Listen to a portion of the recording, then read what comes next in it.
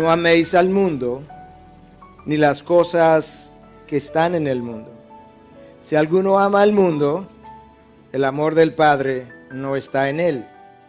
Porque todo lo que hay en el mundo, la pasión de la carne, la pasión de los ojos y la arrogancia de la vida, no provienen del Padre, sino del mundo. Y el mundo pasa y también sus pasiones, pero el que hace la voluntad de Dios permanece para siempre. En el pasaje que yo acabo de leer, hay un mandato, y el mandato está expresado en una forma verbal del imperativo, que nos dice que ciertamente no es una alternativa, no es una opción, es un mandamiento. Y está claramente dicho, no améis al mundo ni sus cosas. Inmediatamente después aparecen entonces dos razones o justificaciones para obedecer ese mandato. La razón número uno, porque todo lo que procede del mundo no viene de parte de Dios, sino del mismo mundo. Y razón número dos, porque las cosas que el mundo tiene que ofrecernos son temporales. 2000 años han transcurrido desde que Juan inspiró o escribió estas palabras, y eso hace necesario que podamos hacer un poco de ejercicio hermenéutico, que podamos entender qué es exactamente lo que Juan trató de comunicarle a su generación y a la nuestra ahora, cientos de años después, en la medida en que aplicamos sus enseñanzas. Pero yo creo que una forma como aprendemos, quizás la mejor forma, es haciéndonos preguntas, y cuando tiene que ver con el texto de Dios, haciéndole preguntas al mismo texto. Y yo quisiera comenzar haciéndole algunas preguntas a este texto de Juan que pudiéramos responder a lo largo del camino. La primera pregunta es, ¿qué es el mundo y las cosas que en él hay? La segunda pregunta, ¿en qué consiste amar las cosas del mundo? Tercera pregunta, ¿qué es exactamente la pasión de la carne, la pasión de los ojos y la arrogancia de la vida? Y finalmente, ¿cuál es el problema con amar ese mundo? La palabra que está traducida ahí como mundo es la palabra cosmos en griego, que es una palabra escrita con K, que en diferentes momentos, en diferentes pasajes, es usada con diferentes connotaciones. En ocasiones se refiere al mundo físico, al mundo de lo creado, pero sabemos que este no puede ser el caso en este texto, porque Juan no nos puede estar llamando a odiar, a rechazar aquello que Dios creó. La creación fue algo que Dios, cuando la terminó, la inspeccionó y Él la encontró buena en gran manera. Y si bien es cierto que ella se encuentra en una condición caída en estos momentos, no es menos cierto que Dios nunca ha rechazado lo que Él ha creado. Dios tiene problemas con la manera en que nosotros hemos usado y abusado de su creación. Pero el mundo físico en sí es un mundo amoral. Un carro, por caro o barato que sea, es amoral. El problema está con la manera, la forma como mi corazón lo desea, pero no está en la cosa en sí. De manera que la palabra mundo aquí no está siendo utilizada en el contexto del mundo físico. La palabra mundo o cosmos tampoco puede estar siendo utilizada en el contexto de la raza humana caída, que es otra forma como la palabra es usada. Porque es el mismo Juan que nos dice en su evangelio en 3:16 que tanto amó Dios al mundo, a la humanidad caída, que le dio su Hijo unigénito, de tal forma que Dios no nos puede llamar a odiar lo que su Hijo amó. Sabemos entonces en qué otro contexto Juan no está usando la palabra cosmos. Cuando tú lees el texto de hoy y lees el resto de lo que la palabra tiene que decirnos, te percata que en los tiempos de Sodoma y Gomorra, el mundo implicó toda esa sensualidad en la que ellos habían caído. En los tiempos de Salomón, El mundo implicó todo ese oro y plata y posesiones y todas esas demás cosas que Salomón estuvo acumulando durante un tiempo cuando él perdió su norte. En los tiempos de Daniel, en los tiempos del imperio babilónico, todo el esplendor de Babilonia, con sus jardines colgantes, una de las 7 maravillas del mundo, eso fue parte de la mundanalidad. En la época del imperio de Grecia, toda la sabiduría, la filosofía, la educación que Grecia tuvo, el énfasis que hizo sobre esas cosas, la fascinación de los griegos con el hombre, representó parte de ese mundo.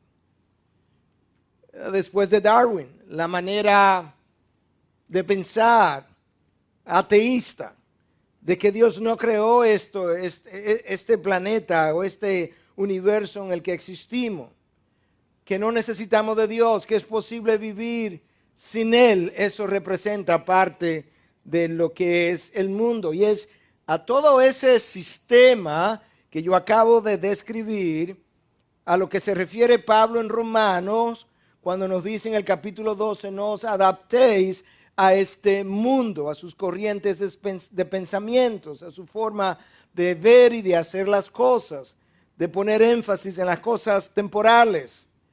Y eso nos da a nosotros entonces una idea de qué es lo que yo debo estar rechazando ahora que Juan nos da esa instrucción. Y es importante que entendamos lo que es el mundo, lo que no es, lo que es amarlo y lo que no es, porque quizás yo me encuentre dentro de lo que están amando ese mundo. Y yo necesito entonces hacer la corrección adecuada. Nosotros amamos el mundo o nos encontramos en ese proceso de llegarlo a amar o llegándole a amarle cuando yo descubro de repente que el mundo realmente no me molesta, no me irrita, no me provoca. Eso me da una idea de que con toda probabilidad es que ya yo soy como ese mundo y por tanto me encuentro más o menos entre mis iguales. Cuando ese mundo, cuando yo procuro lucir como ese mundo, ya sea en mi forma de hablar, en mi forma de vestir, en mi forma de peinarme, en la música que oigo, en los lugares que visito, eso me da una idea de que yo estoy o he adquirido parte de la forma de ese mundo. Amar el mundo no es ser tentado, es ceder a sus tentaciones. Amar el mundo no es adquirir conocimiento, es sentirme orgulloso del conocimiento adquirido. Y es importante que yo pueda diferenciar una cosa u otra para saber qué puedo adquirir y cuando lo adquiero, cómo puedo usarlo. Amar el mundo no es tener cosas, es desearlas porque esas cosas me dan seguridad o porque me hacen sentir importante. Amar el mundo no es tener deseos. Nuestra carne tiene deseos, ha sido creada por Dios con deseos. Amar el mundo es querer llenar esos deseos de una manera ilegítima. Querer llenar deseos legítimos de una manera ilegítima. Amar el mundo no es querer divertirme, es querer hacerlo como el mundo lo hace. Amar el mundo es vivir por encima de mis posibilidades, adquiriendo cuentas en rojo. Eso es parte de la forma del mundo. Amar el mundo no es lucir bien, es amar la apariencia. Hay una gran diferencia entre lucir bien y amar como lucimos. Amar el mundo no es simplemente disfrutar de él, es más que eso, más que eso. Es muchas veces justificar sus formas, sus estilos de vida, su música, su manera de hacer las cosas, porque en definitiva es como nosotros quisiéramos hacerla o las estamos haciendo. No es poseer las cosas, es desearlas de la misma forma, con la misma vehemencia, por la misma razón, con la misma motivación que el mundo las posee. Porque nos dan importancia, porque nos hacen sentir seguro, porque me dan un nombre. Amar el mundo no es deleitarnos es deleitarnos en las cosas o en cantidades ilegítimas. En otras palabras, nosotros fuimos creados con una naturaleza humana que tiene deseos legítimos, como comer, dormir, descansar, el deseo sexual incluso. Lo pecaminoso de esos deseos no son los deseos, es la manera como queremos llenar esos deseos. En ocasiones de manera ilegítima, como ya mencioné, en otras ocasiones en cantidades ilegítimas. La celebración de cumpleaños, de bodas, de lo que usted quiera, de una manera que es conforme a como todo el mundo lo hace, como todo el mundo se viste, le está diciendo a usted que usted es parte de ese mundo, porque si eso es como todo el mundo lo hace, la próxima vez que usted diga esa frase o la oiga, recuérdese que lo que debió haber dicho es, eso es como todo el reino de Dios lo hace. Eso nos da a nosotros una idea de cómo practicamos lo que practicamos. La pregunta es, ¿qué es lo que hace que unos amen más el mundo que otros? Porque ciertamente no todo el mundo lo ama de la misma manera. La persona que no conoce a Dios, él no tiene otra alternativa, él no tiene otro amor, él tiene un solo amor. Y como tiene un solo amor, él no puede hacer otra cosa que no sea darle ese amor a ese mundo que él conoce. Él no tiene un amor por Dios, él no conoce a ese Dios. Pero en ocasiones el cristiano que ya ha conocido a Cristo, de repente 1 año, 2, 3, 4, 5, 10, 15 años más adelante, como que comienza a experimentar un enfriamiento del amor por Dios y un recalentamiento, si pudiéramos usar la frase, de su amor por el mundo. Y la pregunta es, ¿qué es lo que produce eso? Cuando eso ocurre, Dios lamentablemente va a tener que romper esa envoltura que el mundo le ha colocado a su hijo o a su hija, porque si hay algo de lo cual estamos seguros es que el amor por el mundo y el amor por Dios no pueden coexistir, son incompatibles. Y cuando el mundo comienza a arropar al Hijo de Dios o a la hija de Dios, Dios busca la manera de romper esa envoltura de tal forma que su hijo o su hija puedan quedar liberados una vez más. Ahora, en otras ocasiones yo he pensado sobre este tema múltiples veces. Dios sabe que no le miento, por varios años, largos años, acerca de qué es lo que hace que unos amen más al mundo, menos al mundo, amen más a Dios, menos a Dios. Y llegué a una conclusión, no hace mucho. Y es que algunos de los hijos de Dios, estoy hablando de aquellos que han nacido de nuevo, tienen aún un entendimiento muy superficial de la vida. Realmente ellos no creen que esto es un tiempo dado por Dios para nosotros llevar a cabo sus propósitos eternos en esta vida terrenal, comenzarlo a llevar a cabo en preparación para nuestra vida celestial. Y ese entendimiento superficial de la vida hace que muchos de los hijos de Dios todavía sigan viviendo para el fin de semana, para las vacaciones, para el próximo viaje, para la próxima comida, para la próxima compra, para el próximo mall. Viven soñando como si realmente ese fuera el propósito de la vida, pero dentro de esas actividades quiero entonces que Dios sea parte de eso. Y yo no he acabado de ver lo sobrio, lo serio que es este proyecto llamado vida, que es un espacio de tiempo donde Dios quiere llenar en mí propósitos que Él soñó para conmigo en la eternidad pasada y me creó un día con la única intención de que yo llevara a cabo esos propósitos. Y ese síndrome de Peter Pan, que ahora ha sido conocido como y descrito como la adulto-adolescencia. Yo no me estoy inventando esto. Todo un síndrome ahora descrito de la adulto-adolescencia. Personas que no quieren casarse hasta mucho más tarde, porque quieren seguir disfrutando su vida. Hombres masculinos que no quieren dejar a sus padres 30, 33, 35 años, o los que lo han dejado quieren regresar para seguir viviendo cómodamente, porque ellos quieren seguir disfrutando de la adolescencia, de las emociones de la adolescencia, que rehúsan crecer. Eso es parte de los problemas de nuestra sociedad, como si no tuviéramos suficientes problemas ya. ¿Te das cuenta entonces todo lo que representa el mundo? Cuando ese amor permanece es porque todavía nosotros no entendemos lo que la vida es.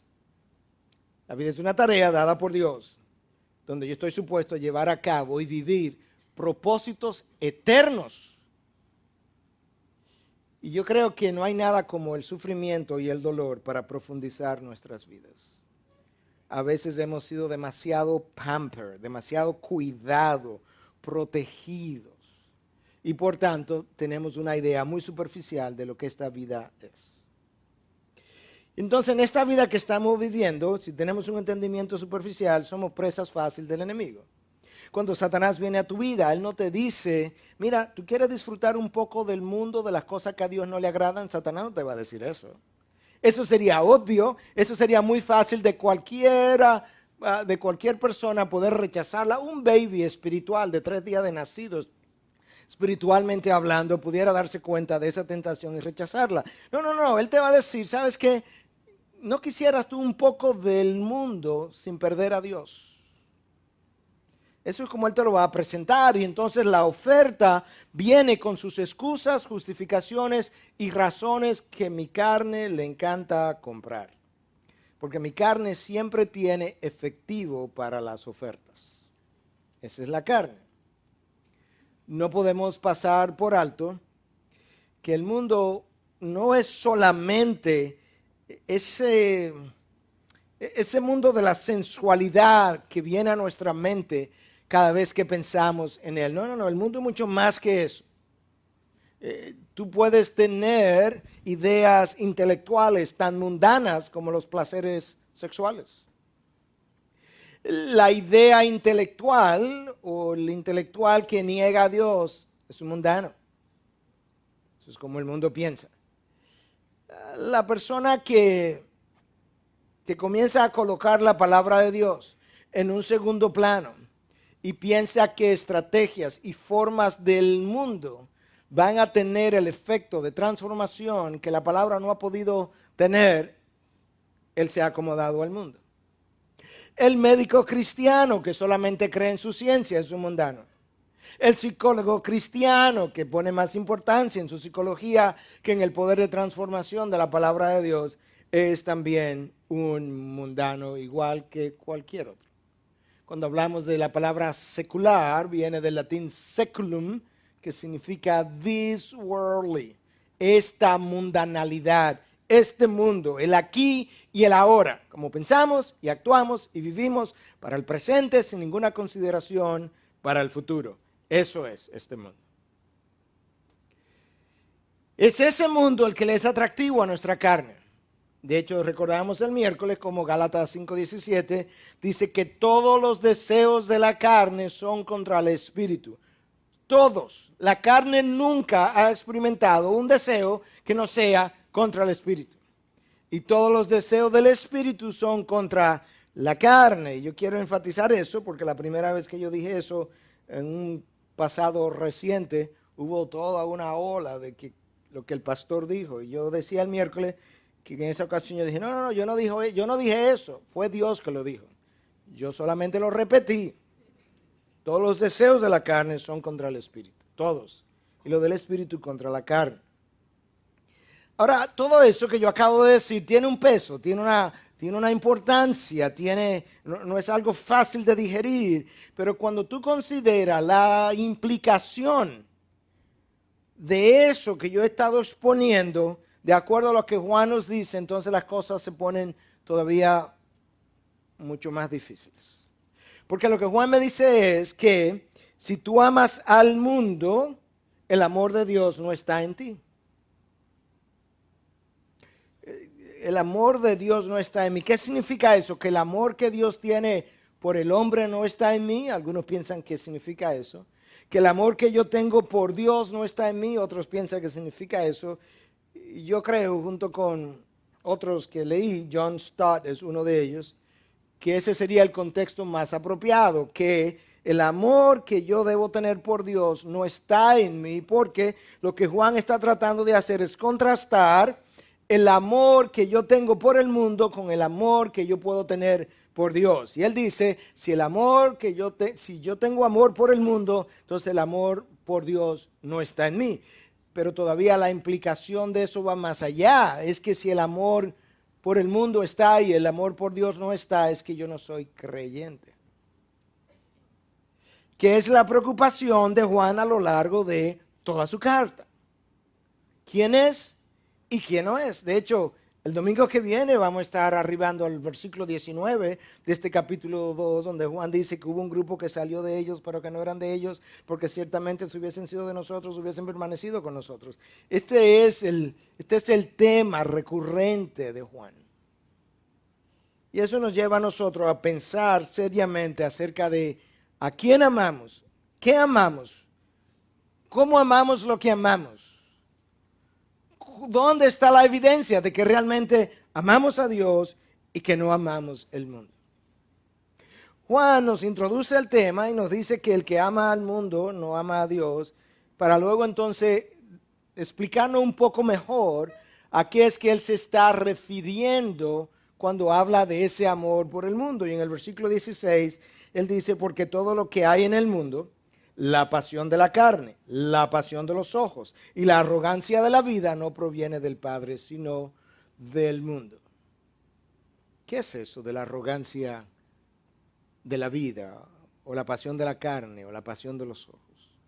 Comencemos por la pasión de la carne, que es lo primero que Juan menciona. Bueno, la carne no es más que mi naturaleza humana, no es otra cosa. Mi naturaleza humana que tiene deseos con los cuales fue creada. Ya había mencionado algunos de ellos, como el comer, el dormir, el descansar, aún el deseo sexual es algo con lo cual Dios me creó. C.S. Lewis dice que Satanás nunca ha creado un deseo o pasión nuevo o nueva. Jamás. Él lo único que ha logrado es pervertir los deseos con los que Dios nos creó.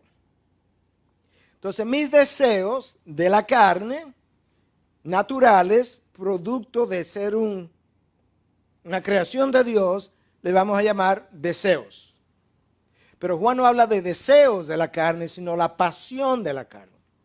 Cuando mis deseos pasan a ser pasión, es cuando esos deseos se han crecido tanto en mí que ahora dominan mi pensamiento, mi conducta, mi forma de actuar.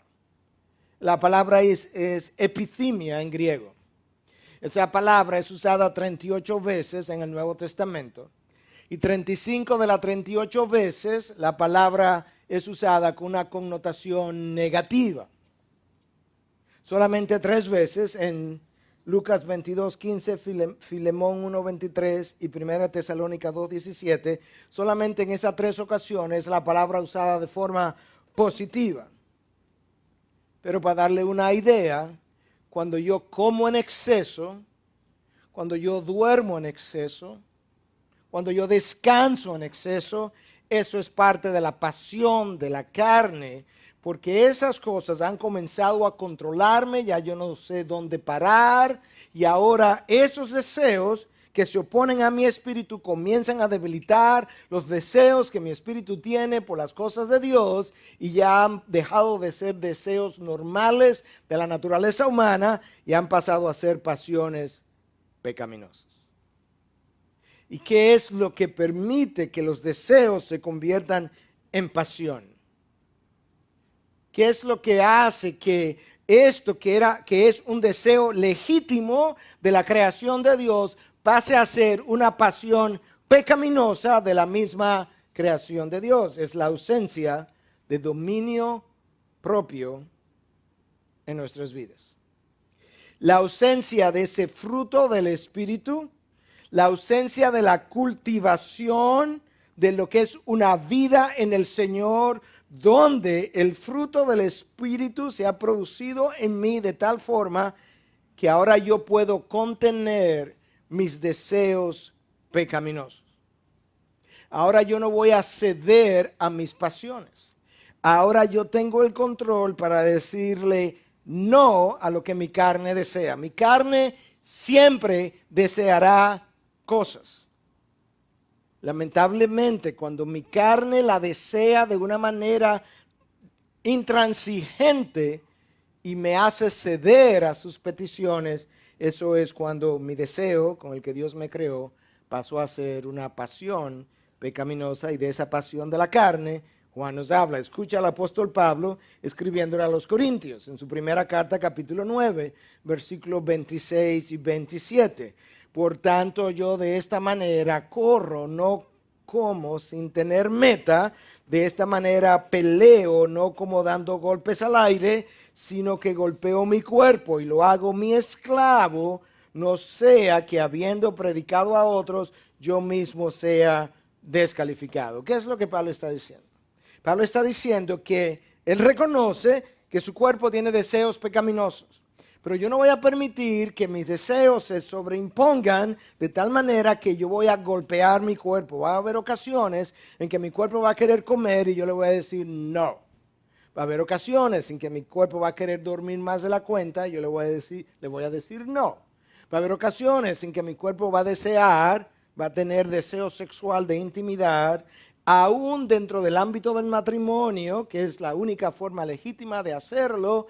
Y aún dentro de esa forma legítima, habrá ocasiones en que tendré que decirle no y sentirme bien al decirle no. Primera de Corintios 7 habla de cómo en ocasiones el esposo y la esposa deben venir juntos de mutuo acuerdo y ponerse de acuerdo que se van a negar mutuamente la intimidad con el propósito de dedicarse a la oración. Los deseos de la carne se oponen al espíritu. Va a haber ocasiones en que vamos a hacer eso. Y Pablo dice entonces, por eso yo hago al cuerpo mi esclavo. Yo no soy esclavo del cuerpo. El cuerpo será mi esclavo. ¿Esclavo de quién? De mi dominio propio. De mi espíritu, de aquello que el Espíritu de Dios ha cultivado en mí. A eso es que Juan se está refiriendo cuando habla de la pasión de la carne. Los deseos desmedidos de la carne, incontrolados por mi espíritu, que terminan dominándome y haciéndome rendir culto al altar de la carne, o en el altar de la carne. Y Juan dice, eso no proviene de Dios. Los deseos normales de naturaleza humana, sí. La pasión de la carne no proviene de Dios. Luego él nos dice que la pasión de los ojos tampoco proviene de Dios. Ahora piensa por un momento, los ojos como órganos no tienen pasión. Cuando los ojos ven algo que le agrada, los ojos no brincan dentro de tus órbitas porque están apasionados. No, los ojos son la ventana a través de la cual tú recibes información que llega hasta tu mente, y al llegar a tu mente dispara una serie de pensamientos, de ideas e incluso de transmisores químicos en tu mente que aceleran el pulso, que aceleran la frecuencia cardíaca, que comienzan a motivarte, a moverte en una dirección. Los ojos son esa ventana. Y nosotros sabemos eso por la experiencia de la historia bíblica misma.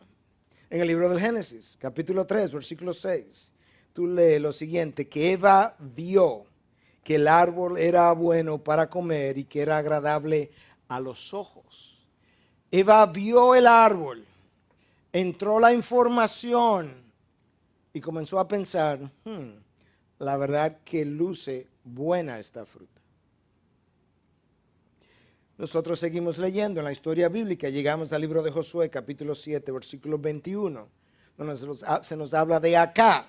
Y Acá vio entre los despojos un manto babilónico muy bueno y 200 siclos de plata y un lingote de oro de peso de 50 siclos. Y al verlo lo codició y lo tomó, lo cual estaba prohibido. Pero la primera acción fue que él vio el manto y el lingote y a los ojos le pareció atractivo. Tú sigues leyendo y te llegas al segundo libro de Samuel, capítulo 11, versículo 2, y dice que David vio a una mujer que se estaba bañando y la mujer era de aspecto muy hermoso, la codició y la tomó para él. Los ojos no tienen deseos, pero los ojos permiten la entrada de información a tu naturaleza humana, a tu naturaleza caída, que le provoca emociones, sentimientos, ideas, deseos, pasiones pecaminosas. Es esa realidad, es ese entendimiento que lleva a Job a decir en 31:1, yo hice un pacto con mis ojos de no ver lujuriosamente a una virgen. ¿Qué es lo que Job estaba tratando de comunicarnos? No te exponga. Los ojos son potencialmente mortales. Esa es la razón por la que esta tecnología de hoy en día de computadora, de Skype, de Internet y de todo esto, de Twitter y todo lo demás, ha sido tan efectiva en las manos del enemigo. ¿Por qué? Porque él ha logrado cautivar nuestros ojos. Y al cautivar nuestros ojos permiten la entrada de información que en el mundo de hoy se puede lograr a través de una serie de movimientos rápidos y de música y de sonido, todo al mismo tiempo, capaz de circunvalar, de bypassear tu conciencia e ir directamente a tu centro cerebral de pensamiento, activarlo y tu conciencia ni siquiera percatarse de que está siendo motivada. Y eso tú lo ves en todos estos videos que mientras más los ves, como que más te marea de todos los movimientos que quieren lograr al mismo tiempo. Ahora, los ojos no solamente hacen eso con la sexualidad. No. Tú vas a un resort y tú llegas al comedor. ¡Wow! ¡Cuánta comida! ¡Wow! Eso luce bueno. Pero el amor sabe malísimo. Pero luce bueno. Ya estás salivando. Los colores, el brillo, la salsa. Vas a un crucero y cuando llegas al comedor, ¡wow! ¿Tuviste la mesa de postres? Increíble. Yo voy a comer menos para comer postres. Y lo único que ha pasado es que los ojos vieron, no ha pasado más nada. Y llega un momento entonces en que incluso eso comienza a producir en nosotros un efecto que ahora nosotros soñamos despierto con comer. Hasta el punto que sin probarlo estamos deleitándonos. Ay, mira lo que es una langosta guisada. Eso es increíble, muchachos. No, pero no lo compare con unos camarones. El otro dice, no, es con una morcilla. Y yo no sé lo que a usted le gusta, pero usted puede pasarse tiempo hablando de una cosa que es el estómago, que es lo que va a disfrutar, más nada. Y hablábamos entonces de cómo no dejarnos cautivar por los ojos, por la pasión de los ojos. Lo que ocurre es lo siguiente, la pasión de los ojos en esencia funciona de esta manera. Tú le atribuyes un valor externo a algo, que puede ser la comida, divorciado de su valor interno. Porque tú ves la comida que luce muy bien y tú le agregaste ya, le diste un valor a como lucía y te olvidaste de que tienes el colesterol alto y que no debes consumirla. Es el valor interno del producto, de acuerdo a tu condición, no lo has tomado en cuenta. De esa misma forma, Salomón nos habla en el libro de Proverbios acerca de la ramera. Una ramera que había hecho caer a muchos jóvenes. Cuando esos jóvenes cayeron y fueron seducidos, ellos le atribuyeron a la ramera, al verla, un valor externo divorciado de su valor interno, que era ninguno. Y eso es como la pasión de los ojos funciona. Tú ves una imagen en internet y tú le atribuyes un valor externo a la estimulación que esa mujer u hombre está produciendo, divorciado de su valor interno de esa persona inmoral, enemiga de Dios, caída y perdida en deseos mundanos. Y tus ojos han tenido la propiedad de divorciar esos dos valores. Y eres dominado por la pasión de ellos. ¿Te das cuenta cómo funciona? ¿Qué necesitas hacer? Protege tus ojos. No te exponga. No creas que puede. No creas que eres inmune. No creas que eres ya muy maduro. No creas que puedes exponerte y no ser afectado. En la medida de mis posibilidades, yo no lo hago. ¿Sabes por qué?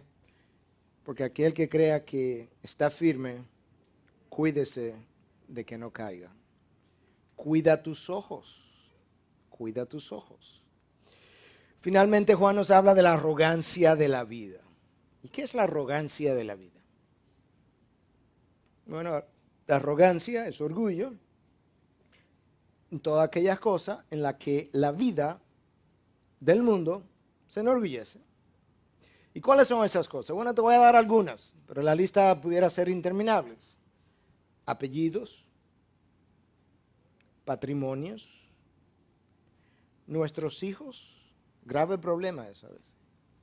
Los hijos a veces nos enorgullecemos de ellos porque nos encontramos tan hermosos, o han logrado tanto, o tan inteligentes, o tan cariñosos. Y cuando yo coloco a mis hijos en lugar de altares, Dios quiebra mis ídolos. A veces son sus logros, a veces son los nuestros. Nuestra preparación, nuestros títulos, nuestras posesiones, nuestras posiciones. Las personas que conocemos. Ayer comí con fulano. ¿Y? Lo que en inglés llaman name dropping, dejando caer nombres. Porque al dejarlo caer, implica que yo tengo una cierta asociación con ese VIP y por tanto quizás yo sea un VIPcito. Lo que ganamos, la compañía para la que trabajamos, su nombre, nuestra inteligencia, nuestro conocimiento. Y como decíamos en uno de los sermones recientes, somos tan tales, nos enorgullecemos de nuestra humildad. La verdad que he llegado a ser humilde, porque imagínate, nadie haría esto. Nos enorgullecemos de la seguridad que tenemos, ya que hemos alcanzado. Yo recordaba esta mañana cómo justamente un año antes de la depresión de 1929, el recién electo presidente de Estados Unidos decía que la bonanza era tan tal que Estados Unidos muy poco tiempo erradicaría la pobreza por completo de su país. La semana en que la bolsa cayó, perdiendo el 90% de su valor, un grupo de personas a bordo de un crucero salieron millonarios, llegaron en bancarrota, sin posibilidad de hacer absolutamente nada. Porque cuando Dios mueve su mano, no hay nada que me pueda asegurar. El mundo representa todo eso y Juan me viene diciendo todo ese sistema, todo ese engranaje, toda esa forma de pensar, toda esa forma de sentirnos seguros y orgullosos, toda esa forma de comprar, de vender, de desear, de comer, de buscar, de deleitarnos, todo eso es parte del mundo. Y la razón por la que no debes amar el mundo, que fue el mandato, razón número 1, nada de eso proviene de Dios, sino del mundo. Y número 2, todas esas cosas son temporales y el mundo pasa y también sus pasiones, pero el que hace la voluntad de Dios permanece para siempre. El mundo pasa, el texto ahí, el verbo, la forma verbal está en el original de una manera que implica que ya está pasando. Sí, el mundo ya está pasando, se está deteriorando, está en descomposición, va a la deriva, está cada vez peor, eso lo sabemos. Y nosotros lo sabemos incluso desde el punto de vista físico.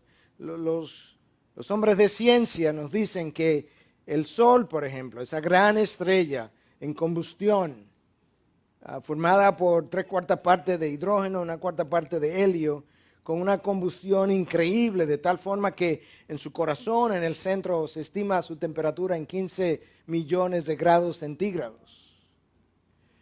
Ellos entienden que ese sol se está consumiendo, pero es tan inmenso que le tomaría 5 billones de años, dicen ellos, enfriarse, y que cuando eso ocurra, el radio se habrá expandido 250 veces su radio actual, de tal forma que empujaría la Tierra de su órbita y la destruiría. Bueno, la palabra de Dios está de acuerdo con que eso va a pasar, pero de otra manera y en menos tiempo. No será 5 billones de años. Ni va a ser por ese enfriamiento normal, aunque sí está ocurriendo de forma paulatina. La segunda carta de Pedro 3, a partir del versículo 10, nos describe qué va a pasar con este mundo temporal que no debemos amar. Pero el día del Señor vendrá como ladrón, en el cual los cielos pasarán con gran estruendo, y los elementos serán destruidos con fuego intenso, y la tierra y las obras que hay en ella serán quemadas. Puesto que todas estas cosas han de ser destruidas de esta manera, ¿qué clase de personas no debéis ser vosotros en santa conducta y en piedad, esperando y apresurando la venida del día de Dios, en el cual los cielos serán destruidos por fuego y los elementos se fundirán con intenso calor? Pero según su promesa, nosotros esperamos nuevos cielos y nueva tierra, en los cuales mora la justicia.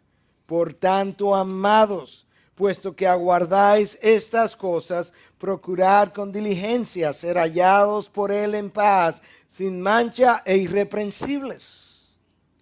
Como este mundo está pasando, como en último caso este mundo será consumido por fuego intenso, hasta el punto que esta tierra como la conocemos desaparecerá, y los cielos como lo conocemos desaparecerán en medio de un gran estruendo. ¡Boom! ¿Qué clase de personas deberíais ser? ¿Qué clase de vida? No solamente el mundo físico está desapareciendo, está pasando, es que todo pasa. Las modas vienen y pasan. Los estilos de vida vienen y pasan. Los presidentes vienen por 4 y 8 años y pasan. A menos que usted sea Joaquín Balaguer, en cuyo caso puede ser que venga por más años. Pero en sentido general, todo lo que el mundo tiene que ofrecernos es pasajero. El placer sexual es extremadamente efímero. El que fuma cocaína 5 o 10 minutos, se terminó su pico. El que la huele 15 a 30 minutos, terminó su pico de acción. Y la pregunta entonces es que, ¿cómo es que sabiendo que esas cosas son tan pasajeras, tan efímeras, tan temporales, tan de corta duración, por qué la anhelamos tan vehementemente? ¿Por qué la buscamos con tanta pasión? ¿Por qué estamos tan aferrados a ellas? Y eso me hace recordar una de las cartas de C.S. Lewis, de Screwtape's Letters, donde está este demonio veterano escribiéndole a su sobrino. Y entonces él le dice, recuerda que el ser humano está compuesto de 2 partes, una parte animal y una parte espiritual. En su parte animal, sus pasiones son más o menos como la de los animales. Comida, descanso, sueños, sexo, como los animales. En la parte espiritual, Él es como Dios. Tu meta es tratar de estimular la parte animal de ese hombre. Y eso es lo que con frecuencia se crece en nosotros, esa pasión de la carne, nos domina, nos subyuga, nos esclaviza, cuando Pablo decía, no, mi cuerpo será mi esclavo. Yo tengo que negarle las cosas a mi cuerpo. Esa es una de las cosas que el ayuno hace. Fortalece el dominio propio, uno de los frutos del Espíritu, al negarle a tu cuerpo necesidades legítimas, de tal forma que luego tú puedas, con ese mismo dominio propio, decirle que no a cosas ilegítimas.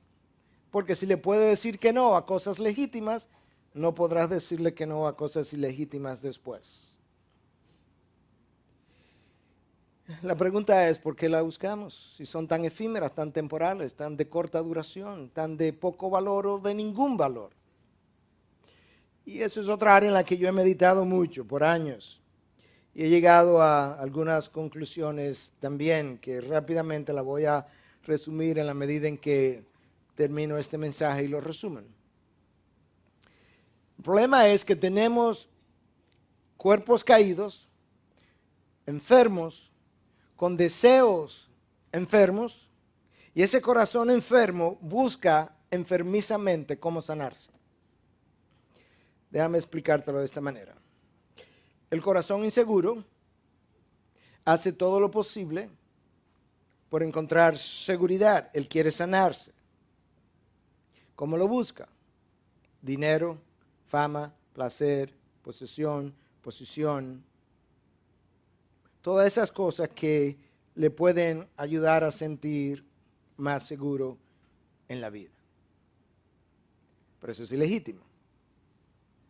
El corazón deprimido quiere placer, porque en el placer él trata su depresión. Eso es lo que en psiquiatría hoy se conoce cada vez más como diagnóstico dual. El paciente viene con una adicción al alcohol y una adicción a la droga, pero él tiene otro diagnóstico de base. Él está tratando de medicarse su trastorno de base, como su depresión, por ejemplo, con esta droga, con este sexo, esta pornografía, lo que se conoce como un trastorno dual. Son dos diagnósticos diferentes.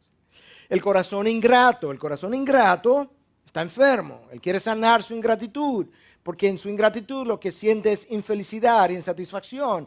Y él piensa que eso que le es prohibido, si lo tiene, finalmente le va a causar y a producir la felicidad que ha sido tan escurridiza. Y Adán es el perfecto ejemplo de eso. Adán, tú tienes todo el planeta Tierra. Es tuyo, y de Eva, sojuzgarlo, someterlo, hacerlo producir. Todo es tuyo, Adán. Lo único es que tú ves ese árbol que está ahí en medio del huerto, tú ves esa fruta, no te la comas.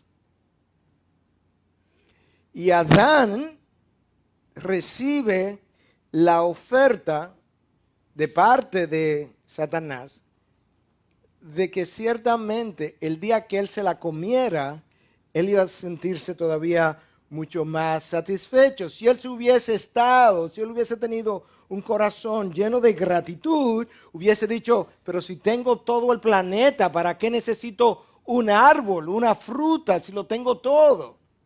Y de esa misma manera, Satanás nos ofrece a nosotros, hombres y mujeres, frutas prohibidas, teniendo otras frutas legítimas, pero yo pienso que es la fruta prohibida que me va a traer el gozo y la satisfacción, porque no tenemos corazones agradecidos con lo que Dios nos ha dado. El corazón solitario busca intimidad. El corazón que quiere sentirse amado busca intimidad en la pornografía para sentirse cuidado por un mundo imaginario en el que no puede entrar. El corazón cansado quiere una sustancia, quiere un masaje que luego prueba a ser mortal para él. Está cansado.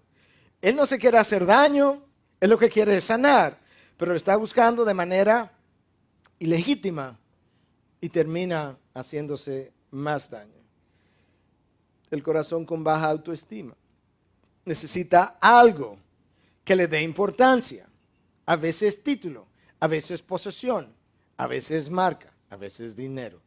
A veces una persona para quien trabajo, que ahora me hace sentir que yo soy importante también. Todas esas cosas son pasajeras, no pueden llenar el corazón, porque Dios creó al hombre con el sentido de eternidad en su interior, y el hombre no puede tratar de llenar el sentido de lo eterno con algo temporal. Él lo puede hacer, pero no lo logrará. Y el hombre se pasa toda la vida tratando de hacer precisamente eso. Juan nos dice al final del versículo 17, pero la voluntad de Dios permanece para siempre, porque está anclada en el carácter incambiable, inmutable de lo que Dios es. Su palabra, su voluntad, su propósito permanecerá para siempre. Y eso es lo que nosotros necesitamos recordar. Nosotros estamos aquí de paso. Y aquí solamente se me va a permitir realizar los propósitos eternos de Dios. Yo tengo que darle a esta vida otra connotación que no sea la forma superficial como la he venido viendo a través de formas caídas. Recordar que nuestros cuerpos caídos tienen deseos caídos que buscan formas caídas de ser satisfechos. Y Dios dice, no, yo soy tu satisfacción. Yo soy tu suficiencia. Y ahora entonces entendemos mejor por qué Juan nos está diciendo que nosotros tenemos que mantenernos lejos del mundo, no lo podemos amar, que tenemos que cuidarnos de la pasión de la carne, la pasión de los ojos y la arrogancia de la vida. Nada de eso proviene de Dios. Si eso está en mí, el amor de Dios no está en mí. Si el amor de Dios no está en mí, mi conversión no está en mí. O, en un mejor caso, quizás se produjo, pero está tan envuelta ahora en papel de brillo del mundo que es difícil de ver. Y cuando eso ocurre, Dios romperá ese papel, y a veces de mala manera. Que Dios pueda usar este mensaje en estos días de Navidad, y alguien pudiera decir, bueno, pero en días de Navidad no debiéramos tener otro tipo de mensaje. No, este es el mensaje para esta estación. Estación altamente consumista, dada a la carne. Estamos soñando con pavos y puercos desde temprano de diciembre, cuando ayunamos el espíritu continuamente.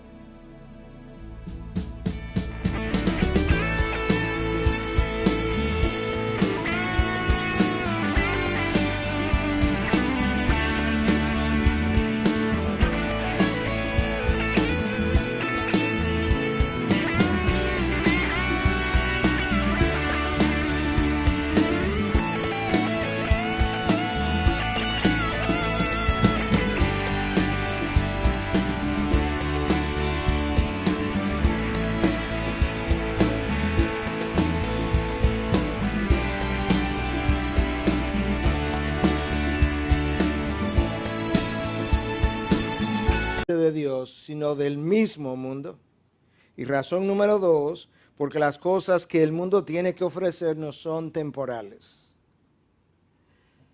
2000 años han transcurrido desde que Juan inspiró o escribió estas palabras, y eso hace necesario que podamos hacer un poco de ejercicio hermenéutico, que podamos entender qué es exactamente lo que Juan trató de comunicarle a su generación y a la nuestra ahora, cientos de años después, en la medida en que aplicamos sus enseñanzas.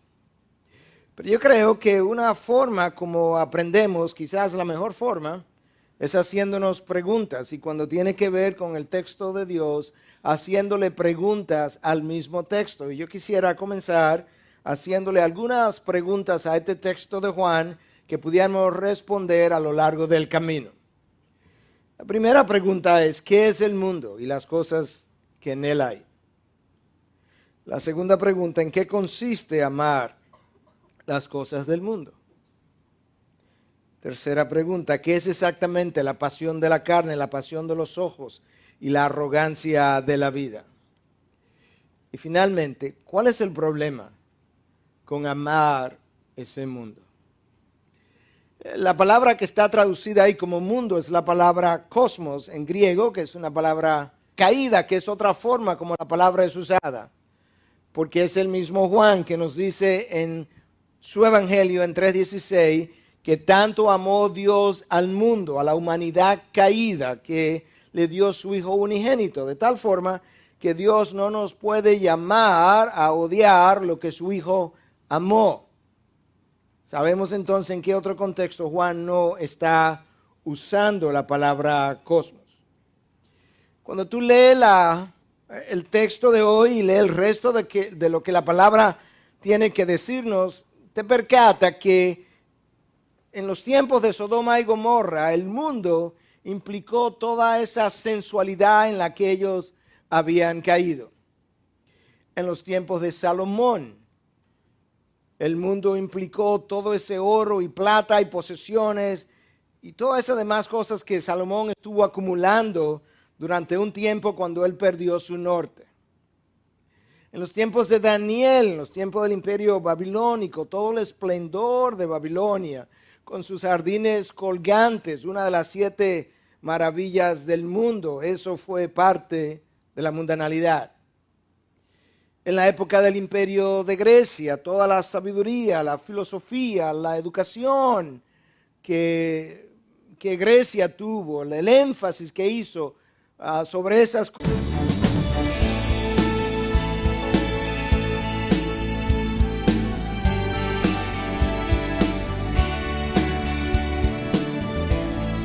Fuimos llamados para vivir en su palabra.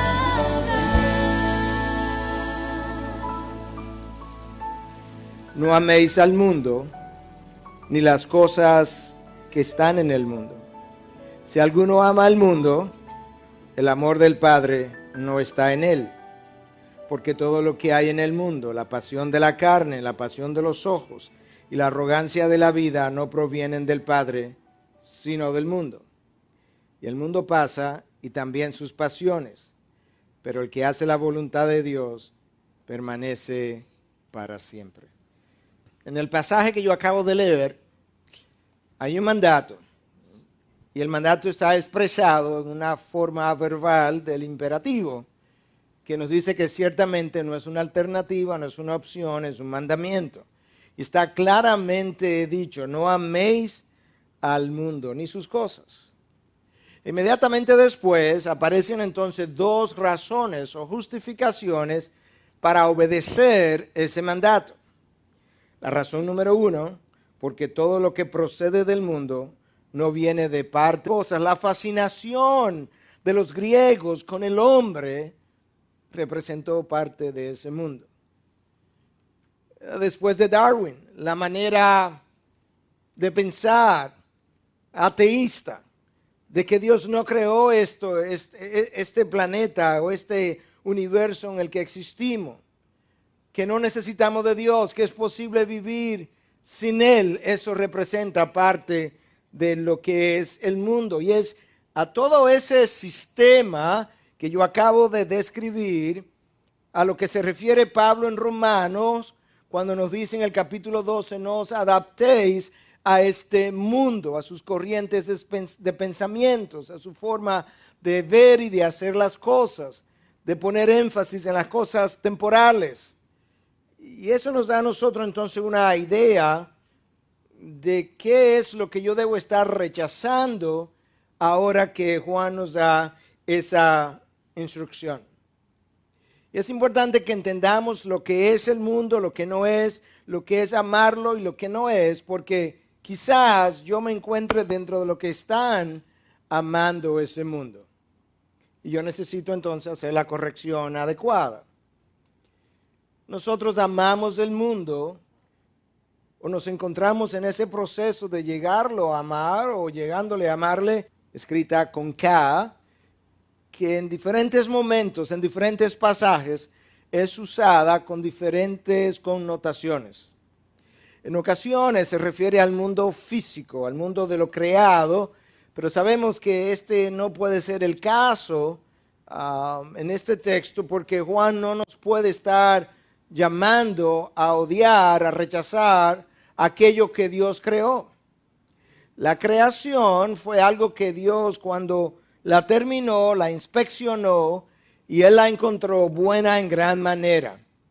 Y si bien es cierto que ella se encuentra en una condición caída en estos momentos, no es menos cierto que Dios nunca ha rechazado lo que Él ha creado.